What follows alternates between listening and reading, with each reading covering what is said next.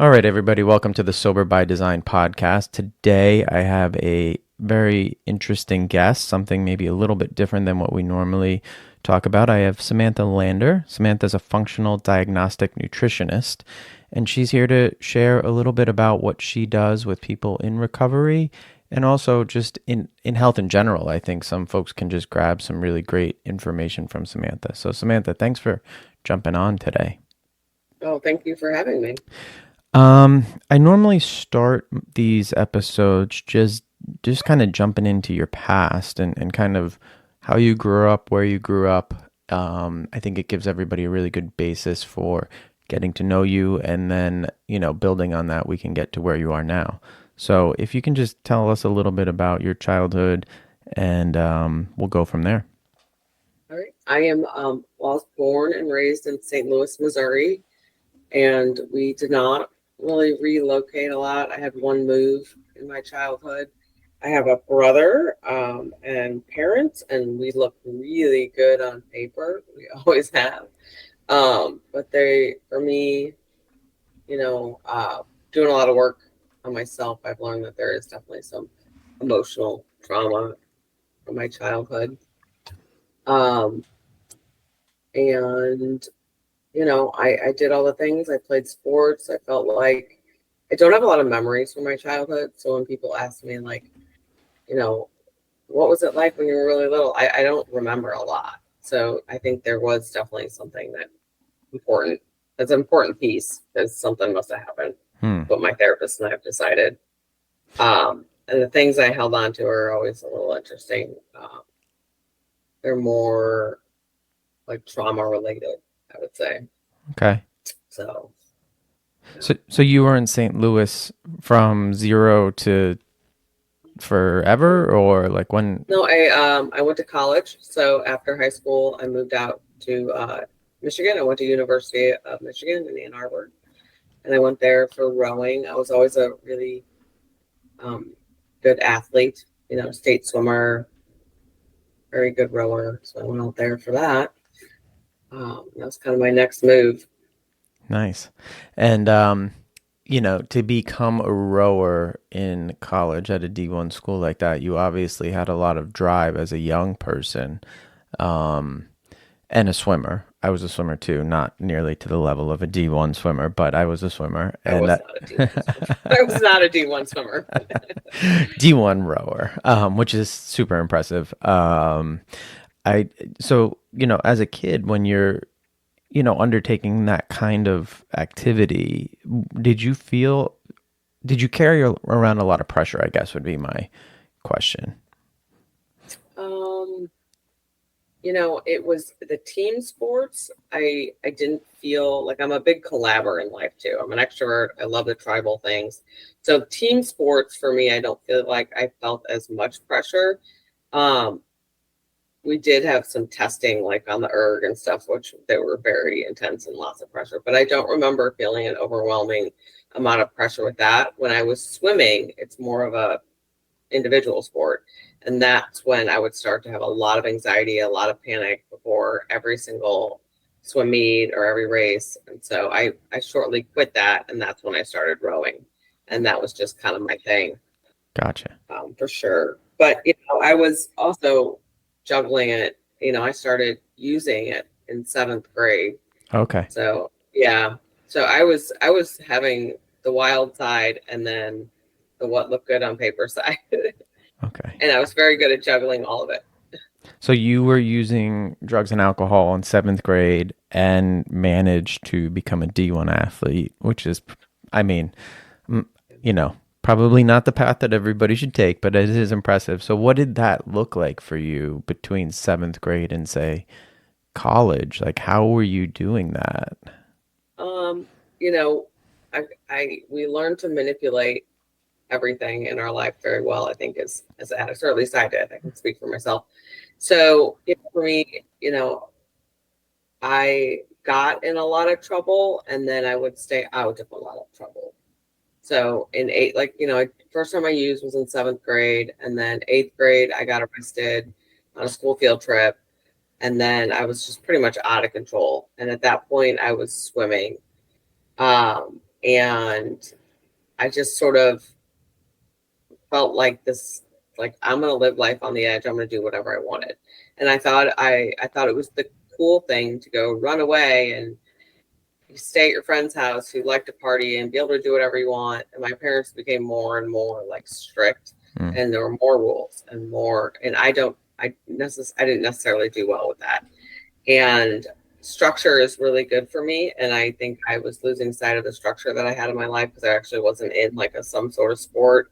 So I was kind of swimming, and then so freshman year was rough. And then after that is when I got into rowing, and I just kind of said, okay, that was kind of probably the first like, aha, my best decisions, my words, my parents, I'm just going to do what they say, gain their trust back. And eventually I learned to just sort of like manipulate them and get good grades and look really good on the forefront and row. And then on the back end, I would go party on the weekends and do whatever I want. But I was always able to just row. I mean, I probably, junior, senior year, I probably pulled back on the drinking a lot more. But I remember I was smoking and rowing. Like I was a smoker. Like, I don't know, and I will say that once I went to college, and I'm 5'4". Yeah. Right. I was 5'4" and probably 115 pounds at that point. And so I am not a Division I rower, like compared to the standard. And it just went D1 that year. And so being in Michigan, as soon as it got cold, there was no way that I was going to keep rowing. And so I quit. And that's, I think, when my drinking, like that went crazy in college. It was more, I liked drugs, drinking, blackout drinker always. So, I was just blacked out freshman year of college. And then I eventually just stopped drinking after that. Oh, you stopped drinking? So sophomore year of college, I stopped. I think it was because, I gained a lot of weight. I wasn't doing any exercise for a while. I was dating a football player. I ate like a football player, a Division I football player, time to say.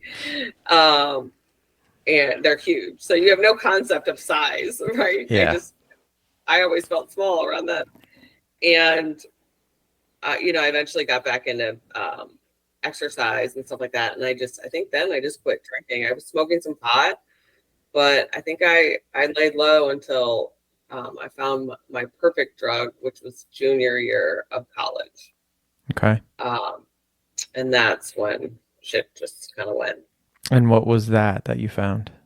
So I went out to California and to visit a friend, and that's when I had tried GHB for the first time. And it's basically drinking without all the blackouts and all that other horrific stuff that kind of came with it. No weight gain, no hangovers. I loved it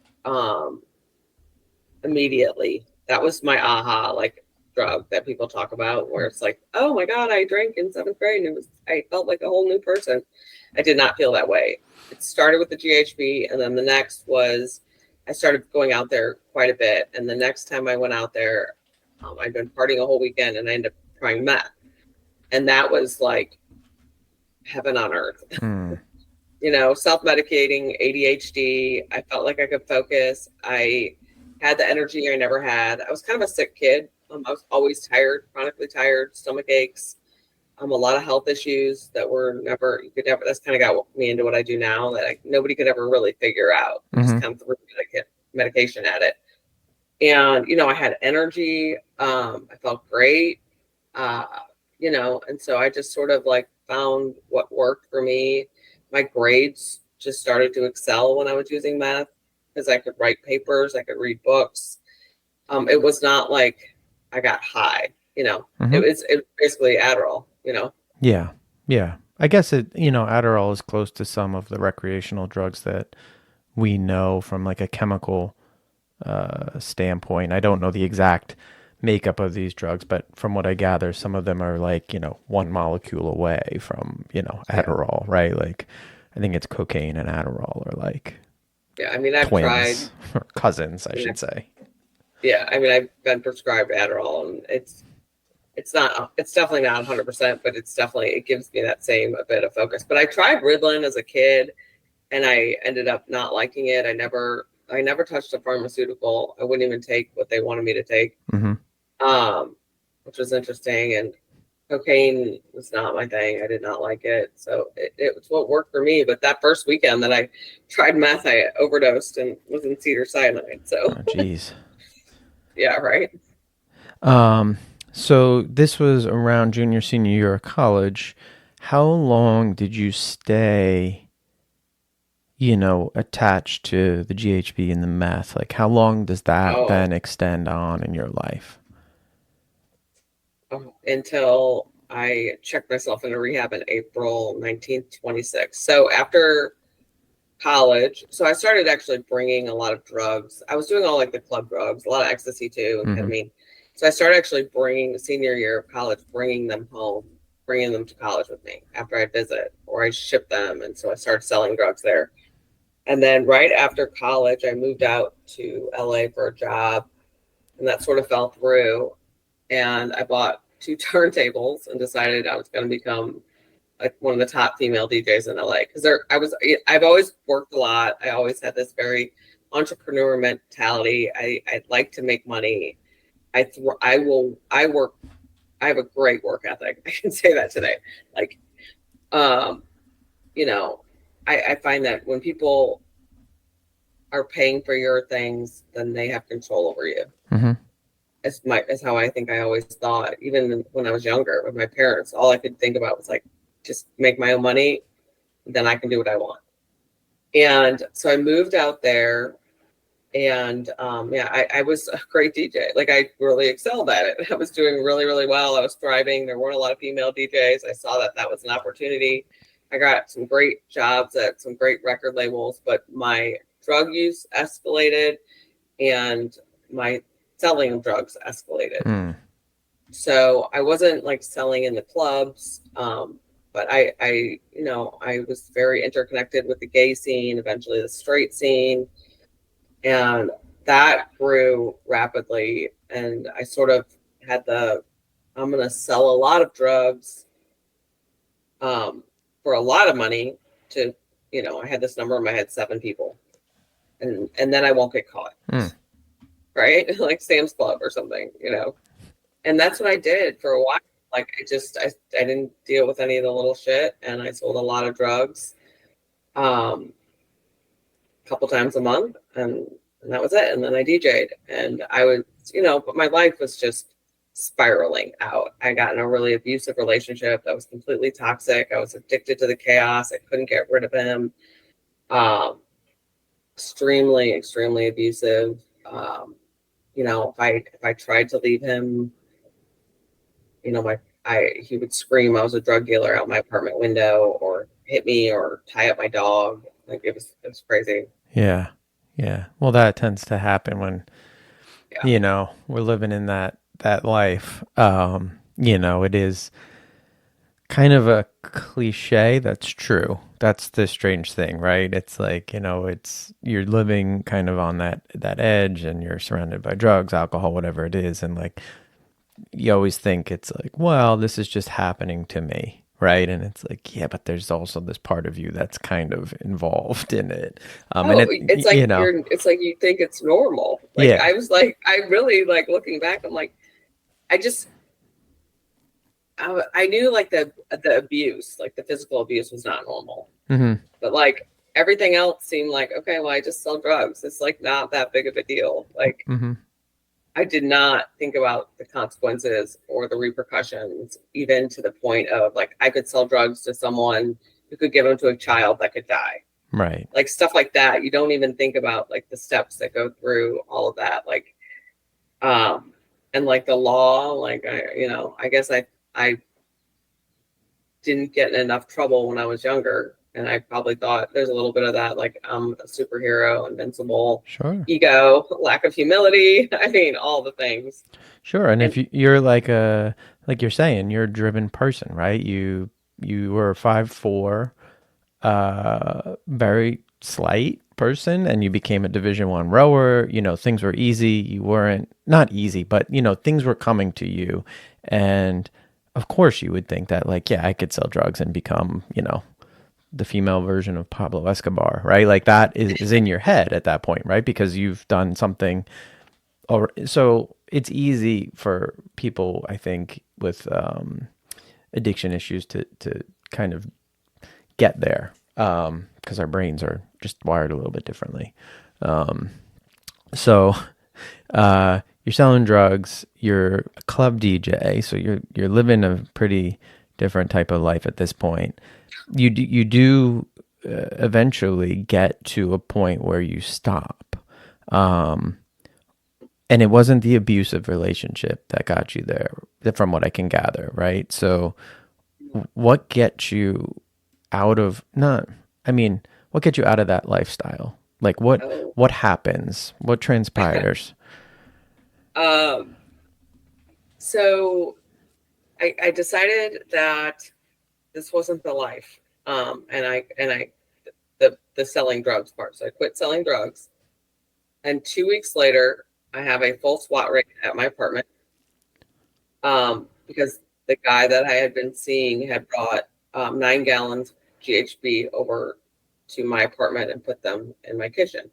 And that GHB was from my drug dealer who had gotten busted. Things were just, LA was just not going well. Everybody was getting busted. And they tracked it, and I did not know this. And so I was leaving my apartment one day and had a full gun, SWAT raid, everything in my apartment. So that was that started to push the envelope a little bit. And, I got put into LA County, had a $500,000 bail. They let me out the next day. I showed up at my apartment. The Missouri feds were at my apartment. I had a federal case I was looking at. You know, everything was falling apart. And I didn't ever recognize that I was like a drug addict. That was someone that lived out of a car, shot up heroin, lived on Skid Row. In my mind, I had everything that I needed. I was good. I just didn't define myself as that. I remember one time someone told me, "Oh, Sam, I'm a drug addict," because he was like licking my floor for meth. You know, and I judged him. And I just, everybody's, as we know, like there's high bottoms, there's low bottoms. Sometimes I'm like, it's a high bottom, but I knew a big part of it was that relationship. So I knew I had to not die. I knew in my mind that I kept saying, okay, well, one day I'll be sick and tired of being sick and tired. One day I'll be sick and tired of being sick and tired. Like every day, it was like, that's the tape that ran through my head. Like this will end. I just cannot die, in the process.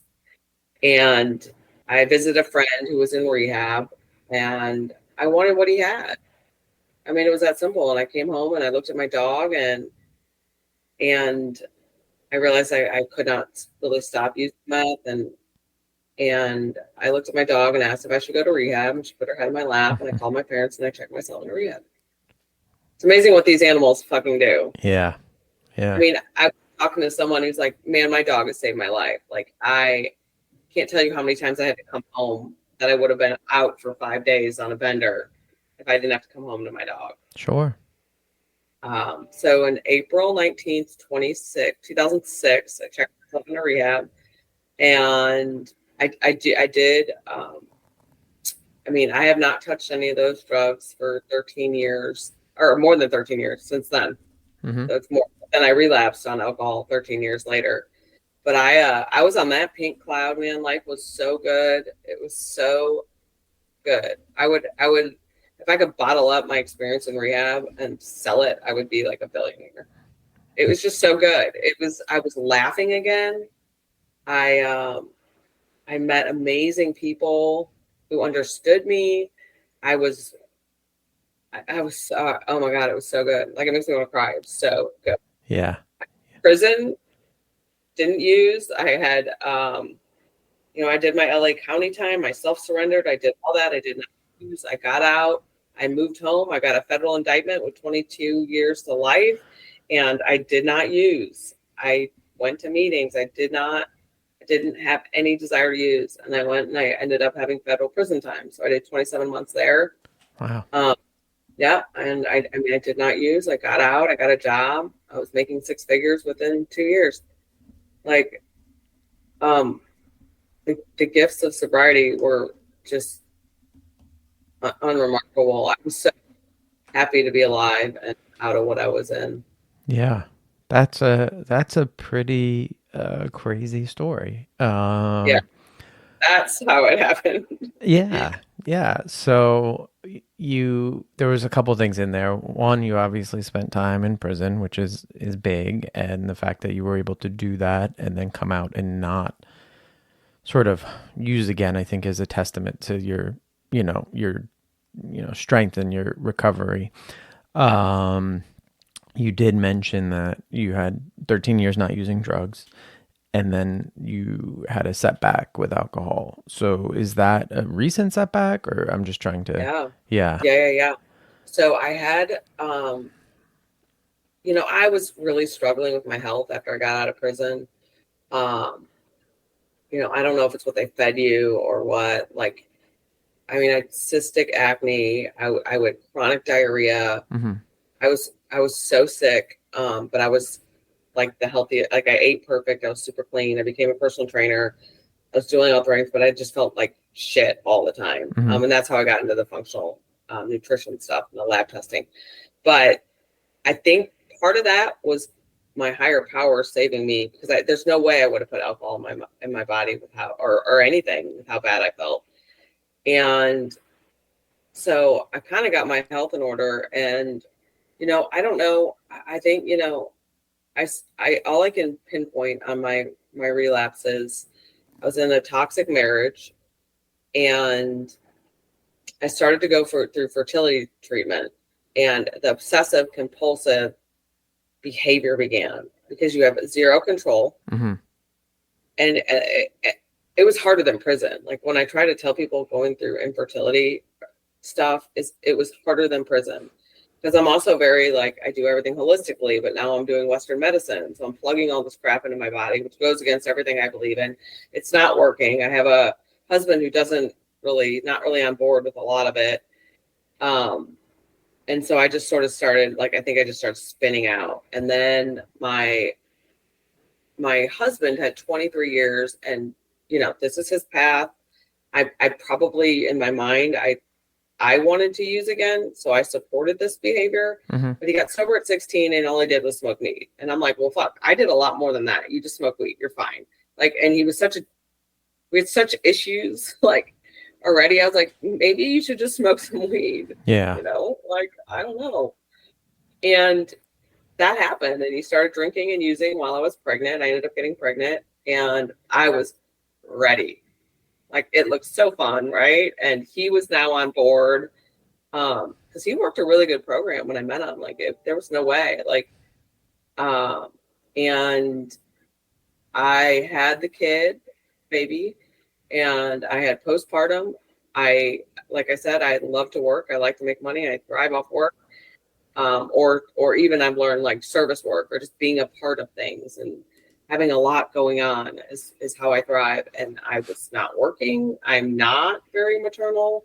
Um, he ended up in infidelity at 7 months old. My kid was 7 months old. So it just, like, shit hit the fucking fan. Yeah. Yeah. Was not going to meetings, and I was in a breastfeeding class, and I was struggling with that. And someone said, just have a glass of wine. That's all. That was it. Yep. I ran it by my parents. I said, well, someone said to do this. They're like, well, then do it. Because you can get away with alcohol in the mommy wine culture. Yeah. 100%. It's like, if I said, like, oh, I think I need to use meth to create breast milk or whatever, they would have been like, what the fuck is wrong with you? Yeah. Yeah. So I got the green light, and it started. It was fine. I didn't black out for a while, and then it progressed, and my marriage got worse. And then it was kind of like, okay, we either stop the alcohol and drinking and drugs, or wasn't doing drugs, but stop the drinking and the weed and all that. And he said to me that, and I was kind of in that, I'm going to get sick and tired of being sick and tired eventually mode again. And he said to me, I'll stop for now, but I can't promise you Hmm. forever. And I know that. I know what that means. He wasn't ready. And that's his journey. And I was ready. And I wasn't going to ever let a marriage be destroyed due to my addiction. And so I stopped then for a while. We got a divorce and then COVID hit. And I had a really, really rough, I have a very challenging child. I had a rough couple weeks and I was trying to do Zoom meetings. I'm an extrovert, I Yeah. mean, this is like the classic COVID relapse story.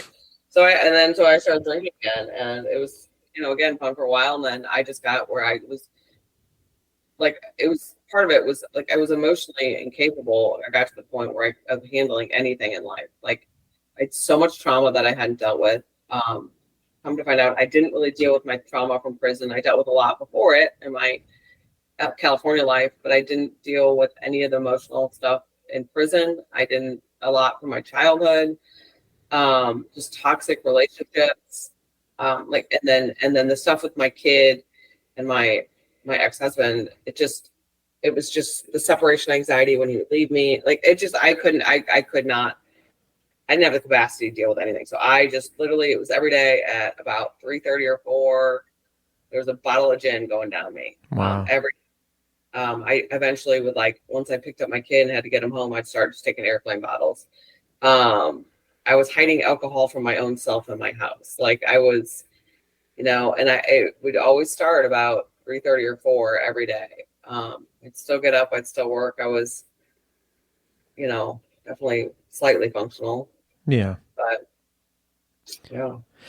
Yeah. I mean, there's a lot again to unpack there, right? You had gotten out of prison, gotten married, went through IVF, which is a challenge, like you said, right? Like that is an Yeah. emotional journey. Because the outcomes are emotional, right? You're either pregnant or you're not. And Miscarriage, yeah, yeah. like there's a lot of emotions that can happen in that. So you're dealing with those possible outcomes through that, which I think is, you know, not really looked at enough. I've known plenty of people that have gone through it, and again, depending what happens is a whole nother story. You had a baby, and then you had postpartum depression, like you mentioned that, which is a huge thing. Again, not talked about enough, I don't think. I've shared on here, and I think my wife has shared on here too. Like she had postpartum depression with her first son. It was major. It wasn't a small thing to overcome. So like, and I don't even know that we've dealt with what that meant properly, right? So going back and just dealing with what that meant, I think is important to your point. Like you didn't deal with the prison, you didn't deal with that, you didn't deal with the divorce. Like there was a lot to deal with. So it's understandable where you get to. If you're not sort of addressing things as they come, it becomes like an avalanche, right? Like Yeah, you're, I have to say it stacks. It just yes, keeps stacking. yeah, it And it's like stacks, that pile of paper on your desk. And eventually, shit, I mean, you're gonna, just because falls. I did everything else. Like for me, it was like I ate super clean. I take my supplements. I was like I would drink the cleanest vodka and gin. I Hmm. would, well, till the end. And then that's when I knew shit was bad. When I was drinking anything, it was bad. And then, I was dry brushing. I was, running my hormone panels. But then I was not like 2023 hit and I was like, if I don't deal with this emotional shit, I will never stay sober. Right. And I can say today, like I have such inner peace. I'd like to feel the shitty shit. Mm-hmm. Like I like it. I'd like to feel it because I didn't feel for so long. I was so shut down. I feel I have the capacity to love again. Like I think after prison, like there's no way. I thought I was in love with my husband. Mm-hmm. Like I loved him. I was not in love with him. I loved what we could have had. Until I got a dog that I fell in love with, I realized how disconnected I'd become. Like I even my dog that I had in LA that my parents watched and I got back after I got out of prison, I remember being like, I don't love her anymore. Hmm. Like I couldn't like when my parents would send pictures and stuff to me in prison, like I would just put them away. Like I Yeah. wouldn't even look at them. And like I just like I literally I didn't laugh for years and I started just recently praying on that. And now I have like these weeks where all I do is laugh like a little kid. Yeah. Like I didn't do any of that. Yeah. So like that emotional part, is so important. It's all like all of it, like taking care of your health. Like, I mean, it's a lot of work, Yeah. you know, but Yeah. it feels so good when you get through it. Oh, fuck. Yeah. I mean, being a person's hard, right? It's like you can do You're parts right. Well, and we make it, addicts tend to make our lives a little bit harder than we probably a need little to. bit harder, but I think I even mean, just looking at normal, quote unquote normal people, it's hard, right? Like even if you're doing everything properly, there's a real struggle in being a human. I think because there is a lot to it, right? Like it's not just like we have to feed ourselves and we have to sleep. It's like there's all these emotional parts that we get wrapped into, and again, if you're ignoring them, like you just said, like they pile up like a stack of papers. And then at some point that stack just like falls over if you're not dealing with it.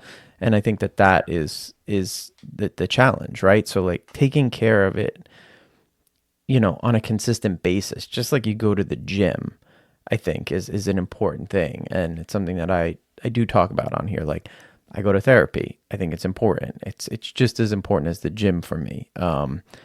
Going and then putting those thoughts into practice, right? So like if my therapist tells me something, I don't just step away from therapy and go like, man, that was great, I'm good for another couple of weeks. It's like, no, now I have right. to go No, try you those want to, things. but yeah. Yeah.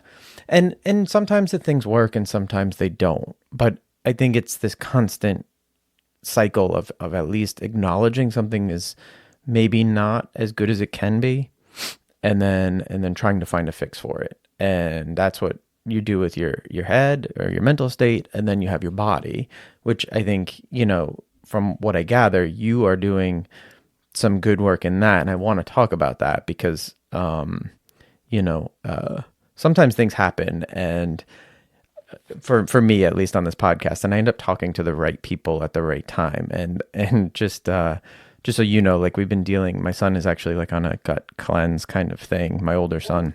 And we go to a functional medicine doctor, and he's been dealing with a couple of things, like he has acne, and we tried to treat it through medication, and it just didn't happen. And and again, like just gut health in general. And so now he's going about something. It's very challenging for an 18-year-old to Yeah, do I work with this. Yeah. acne. Acne is like my big one with all my younger clients. It's usually they come in with acne. Yeah, Um, and he tried, Accutane, which I did, and it worked for me. And well, it worked from an acne standpoint. I think there were other things that happened because of the Accutane. It's a very harsh drug, yeah. and I'm sure some of those things have happened to him already. But I think there's something that happens with the type of work that you do, where you're looking at people deeper. So, just before we step into that, though, you obviously acknowledged your drinking. You went back, and now you are. Did you find your recovery again, and how did you do Yes. that? Yeah. No, I'm wasted right now. No, I'm kidding. I'm fucking wasted. Uh, No, I no. I did. So I I was like just on, and I would kind of get it, not get it. I was like chairing meetings. I was going to 2 meetings a day. I had a sponsor. I was like, I ended up in a relationship with a guy who was sober. Not that I thought that would fix it, but like, that's where I always tell people, it's like this guy popped into my life, and it was like everything I could. It was like my dream man, hmm. right at the time, and it was like a whirlwind. It was so intense. It was two addicts, and then I just pushed the envelope a little bit, and I knew, like, I just knew, like, I started reaching out, being like, I think I should go to treatment. Like, I remember just being like, well, someone just lock me in their house for a week. I just need someone to like help me detox. Like, I didn't know that's what I needed, detox, but Mm-hmm. like, somebody just lock me up, right? I just need someone to hold me. I was like totally in this like broken, emotionally and spiritually bankrupt. Like, I remember just thinking, I just want someone to hold me and lock me in their house, like just like a little baby. And nobody was getting it because I'm labeled as like strong. I went to prison. Like, people don't listen to me when I cry for help. I feel like, or maybe I wasn't crying enough. I have no idea. And I knew I was going to either lose my fucking son, or just something bad had happened. That's how I learned. Like, I have to get SWAT raids. That's just how I am. My higher power takes a bat to my fucking head. Mm-hmm. And this guy, I had one relapse. I relapsed the second time when I was with him. Well, I mean, I'm sure I was relapsed more than that. I was lying I was like a mess. And I told him, because I thought that would just, I got to start over again. And it just was like, he just hit his limit. You know, he had a daughter, and there's a lot of things that we weren't meant to be together. We loved each other in some weird way, but the loss of a human being due to my addiction was what woke me the fuck up. And it's just like the ball dropped. My sponsor's like, your fucking ego, your lack of humility. I went into this woman's house I'd never even met, and I sat on her couch and I cried for like 5 hours and just was like, I got it. I got it back. Because the first time it was so easy, right? First time it was so easy. Why wasn't it easy again? Like, I couldn't figure it out. Like, this is alcohol. This isn't even drugs. Like, and I kept being like, this is such a disease. Like, I could not stop. Like, I can't tell you. I'd put Post-it notes. I'd dig holes. I would move rocks. I would pace back and forth in my car. Like, I did all that crazy shit that people tell you to do. I mean, all of it. I was doing all of it, and I couldn't get it. And I would pray, and I don't even know what I like. I was like, this isn't working. And that worked. I don't know.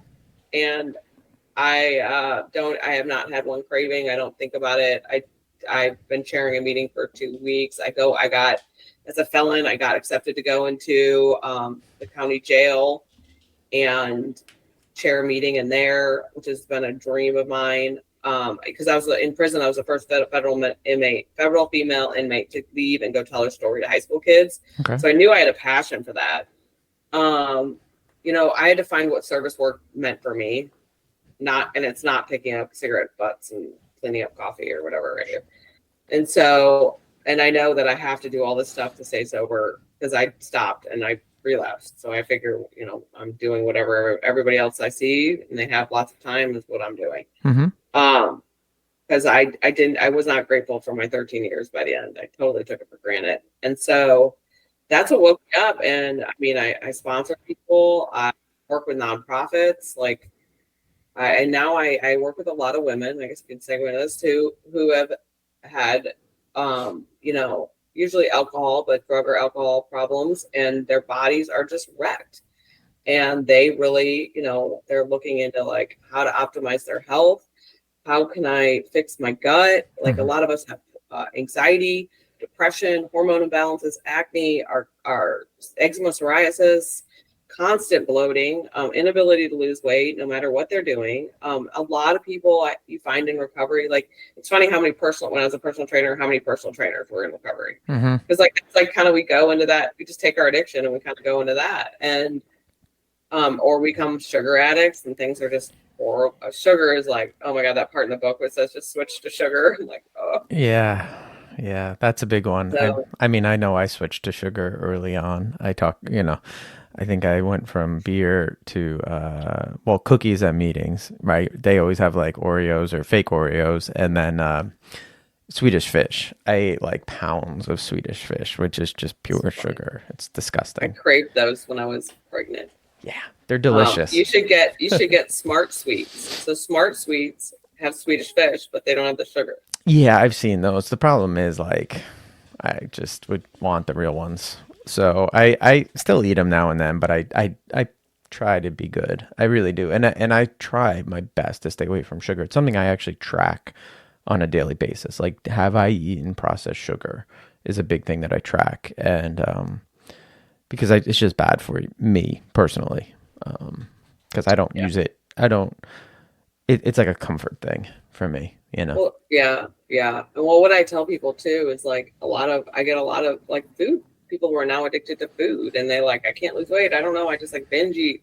And so what I tell, especially with addicts, I see it more. I mean, it happens with everyone, but especially with addicts is we have such a sensitivity to that feeling of like the dopamine and the neuroleptin and all the serotonin that we get from what we're using, that shit that floods our body. And we're like, yes, this is great. Well, guess what? Like it's an inflammatory response sort of in your body. It's a trigger response. And that happens with foods that you have food sensitivities to.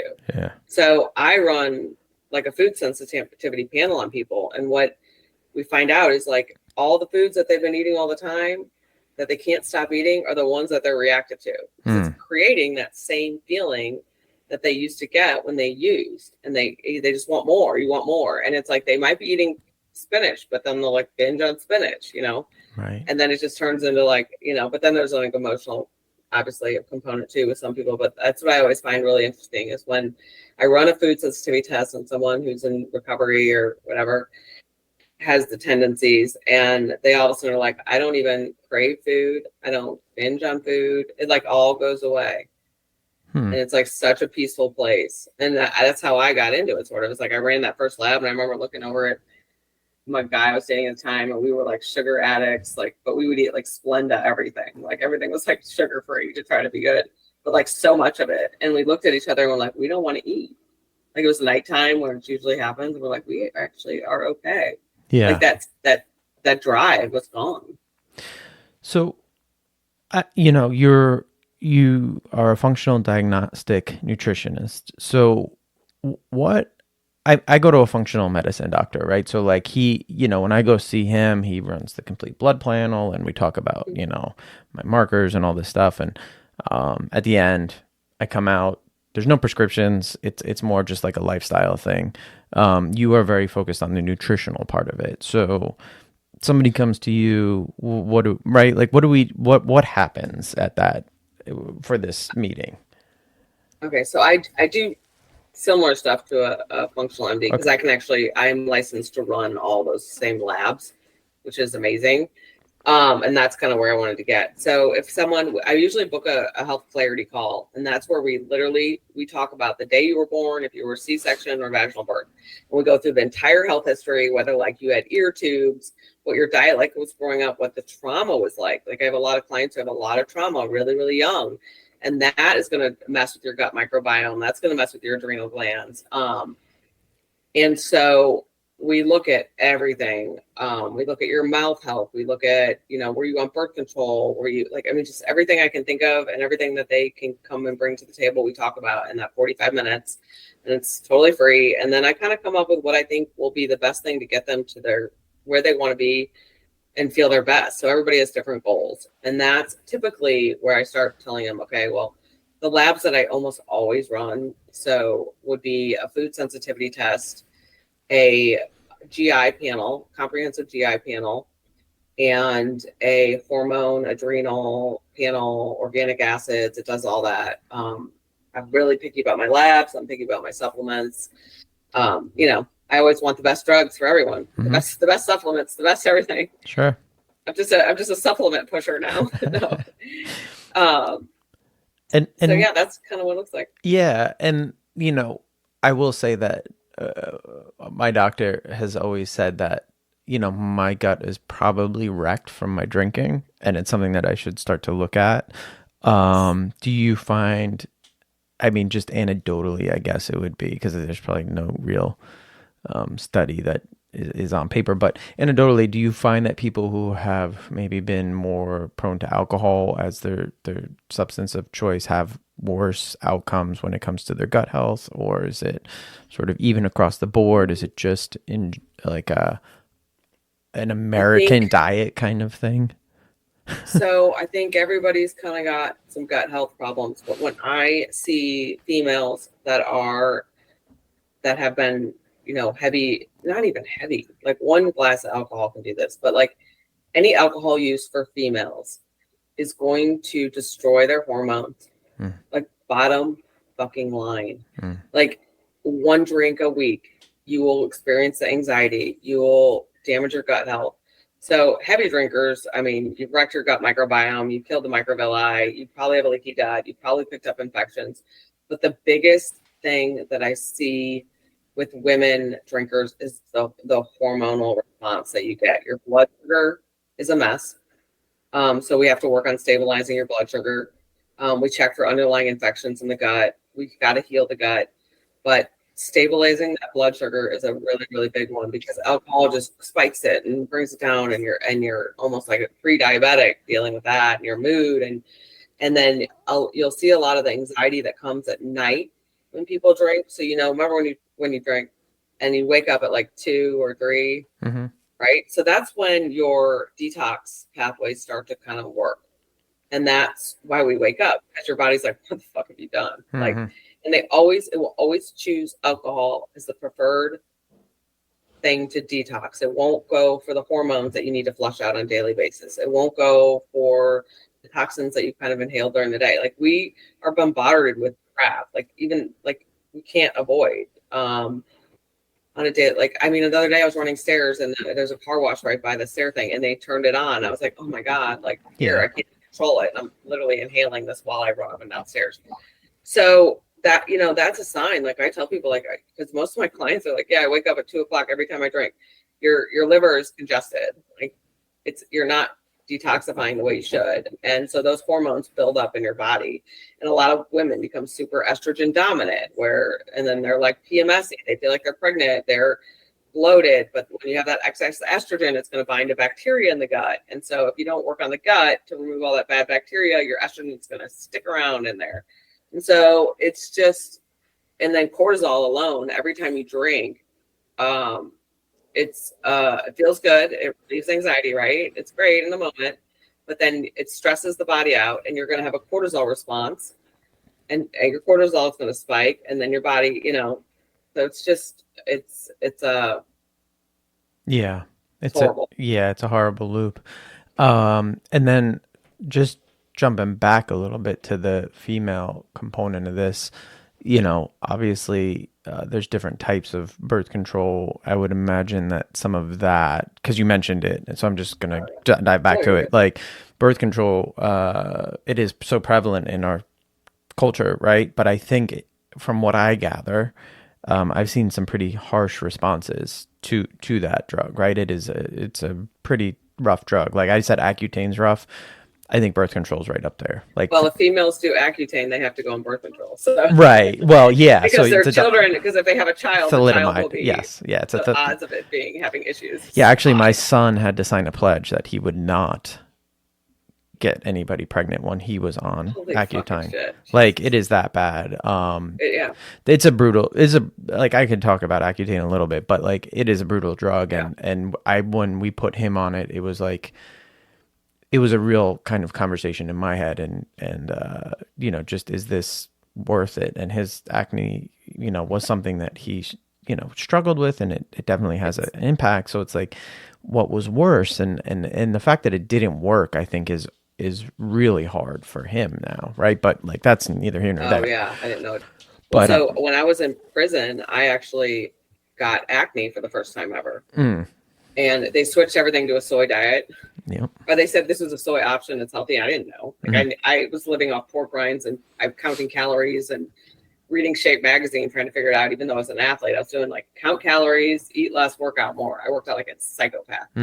And I had like this cystic acne, and I wasn't even seeing anyone. Like, I didn't even want my family to visit me anymore. Yeah. It was so bad, and I could not, like, I'm an addict, so like obsessive compulsive. Like, I couldn't figure it out. Like, I was sleeping with paper towels on my pillows, like doing the weirdest stuff, like to try to figure out what it was. And eventually, I remember I was like, I just need to get on the tetracycline, because that's what they were giving girls because we were all getting it. Yep.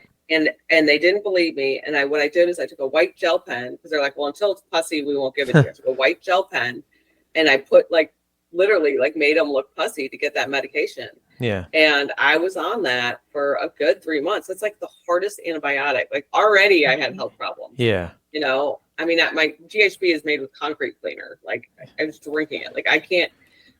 I mean, this just shows, though, like, I like to tell people, like, you can't heal your gut.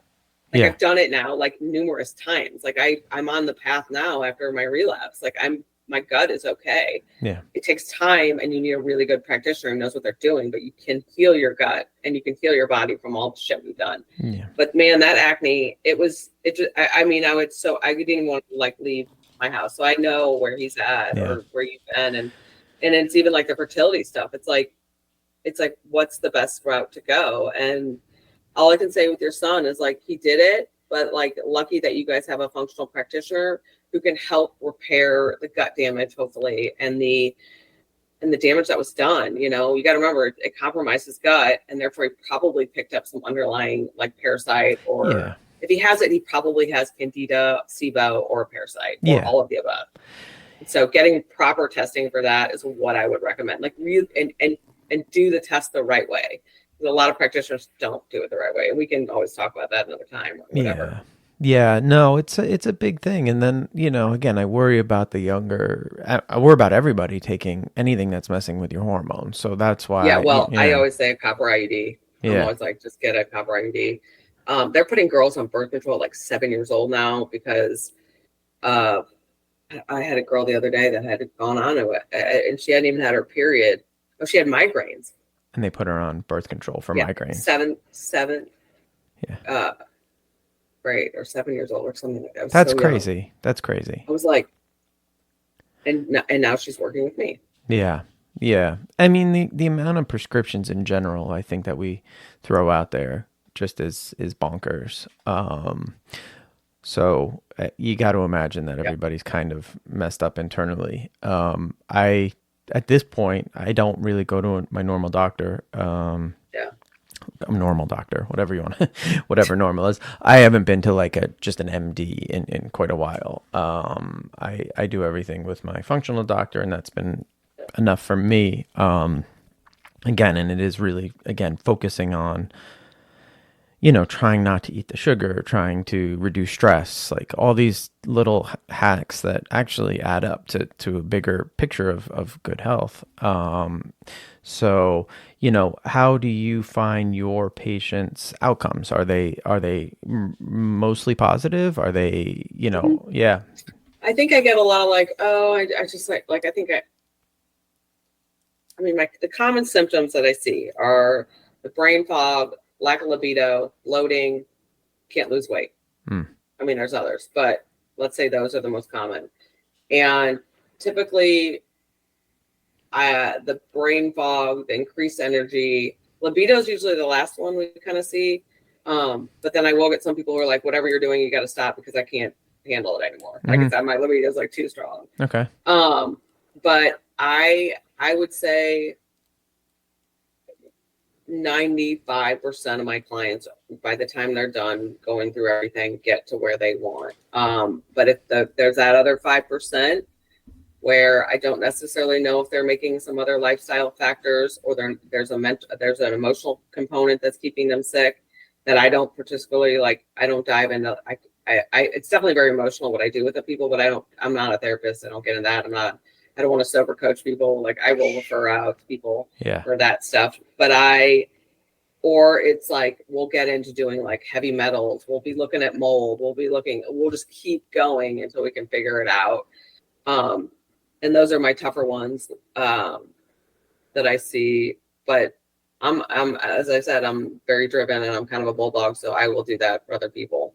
That's You awesome. know, That's so awesome. I'm a big fan of this type of work. I think, pairing this with therapy, with, fitness, you're, you start to put yourself in that top 5% of, people, right? Like, it's, my son and I go to CrossFit and, they're in the middle of the testing for CrossFit. So every year they do this, like, they call it the open. And, you know, I know I'm doing mine first one tonight and I know I'm not going to do all that well, but like I still know that I'm doing more than X% of the world, right? Like I am still yeah, actually putting myself out there and doing more. So I think when you start to look at your health at this level, that you're providing for your clients, you're doing something for yourself. And that is the one thing that I want people to take out of this podcast and all my podcasts is like,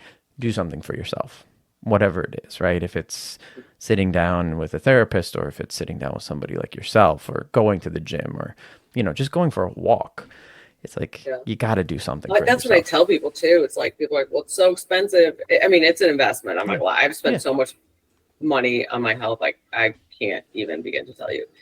And and I'm like, but there's so much free medicine. Like you can go outside and ground yourself. I mean, you can buy a $5 brush and dry brush before you get in the shower. Right. You can put ice in your bathtub and do a ice bath. You can, I mean, there's more crap on YouTube and Instagram. We use it as a good thing. Like that for me, I don't ever just sit and scroll unless it's French bulldogs. But otherwise, like I use like that's how I reached out to you. Like I use it as a tool to help me educate people, fulfill my mission, create my legacy, and to, connect with people, because I am a single mom. I live in St. Louis. Like, I can't get to all this shit. Sure. And that if you use this as a tool to like help you grow and develop, when I was trying to get sober, I found some of these like, mindset and sober coaches, or when I was going through my divorce, I would read things about certain behaviors with people, and like that helped fuel me, to be better and to be like, okay, like this is okay. Like, just say, like, I had a little like folder saved on my Instagram, like when I feel like I'm going to relapse or whatever it was, I had them and I read it and I'm like, and that's stuff that you can use. I mean, there's so much. Yeah, Give people a fucking hug. Yeah, I have a love-hate with the social media. I think it is I know. a great tool when used properly, right? Like that's the internet in total for me. It's incredible when it's used properly, but for young girls and stuff, it's so fucking bad. I know, and it is. The suicide rates are like out the roof with these young girls. Or the attempts. Yeah, it's just one of those things where there's so much that can be garnered from it, but we tend to always devolve into the worst version of things. I know.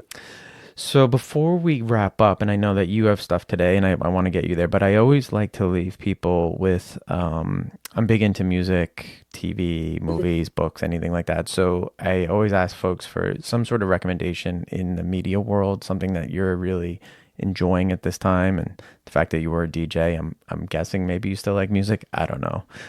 So anything that you can offer up would be welcome. I love all music except for heavy metal. It's like that. And that's the one thing that will take my mood from like a -10 to like I always tell people just go dance in your house.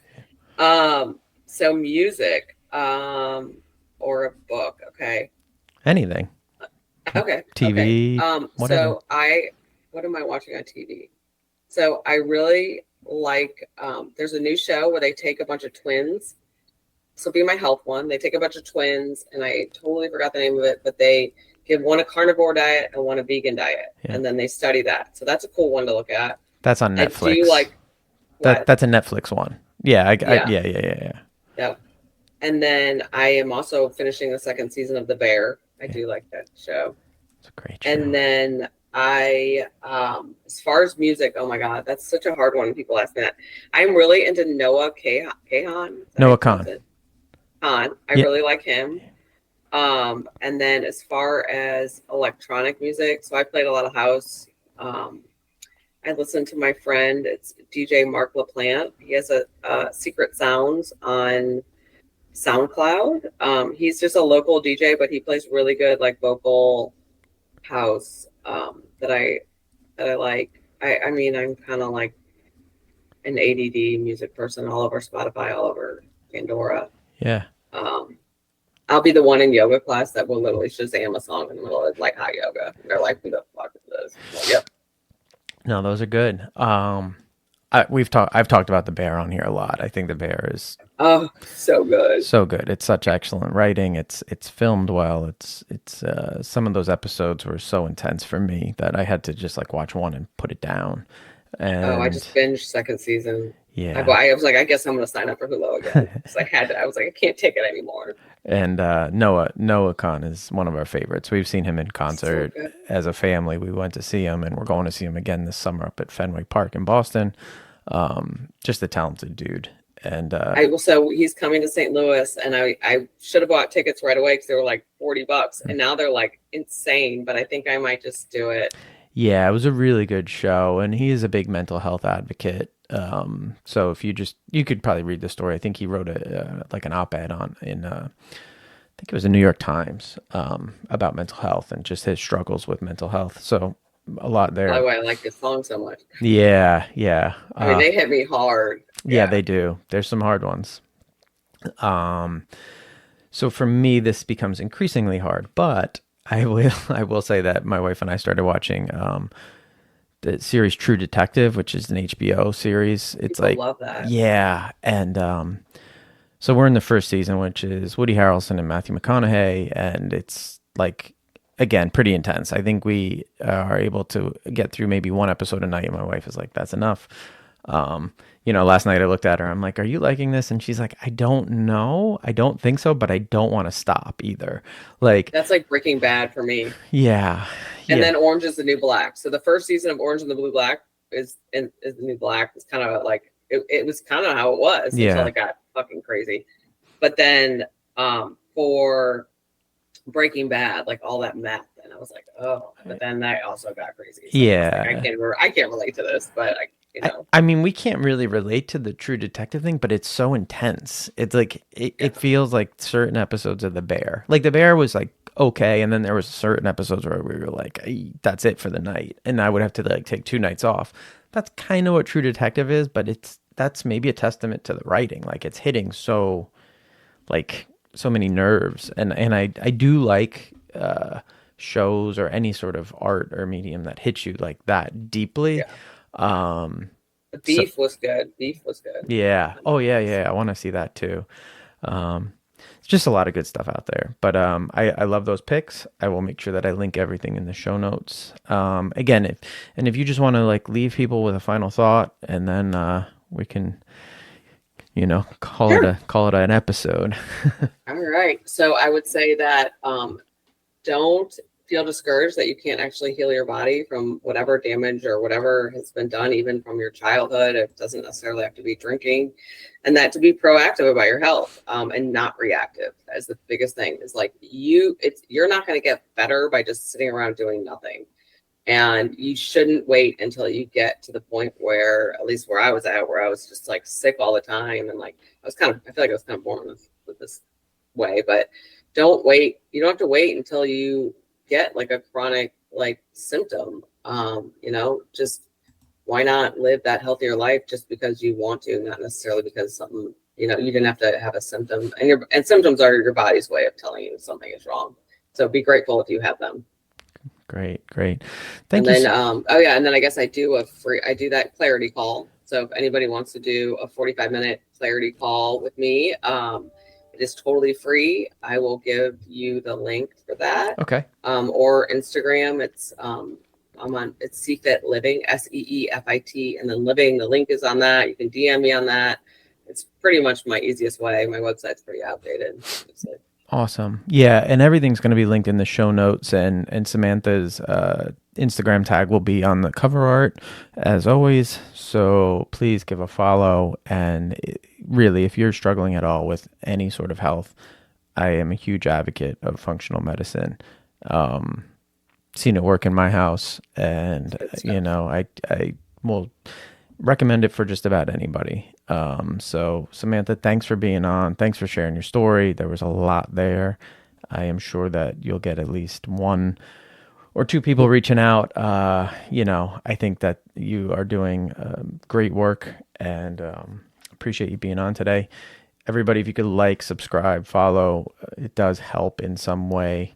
So just do that, and we will see you here next week.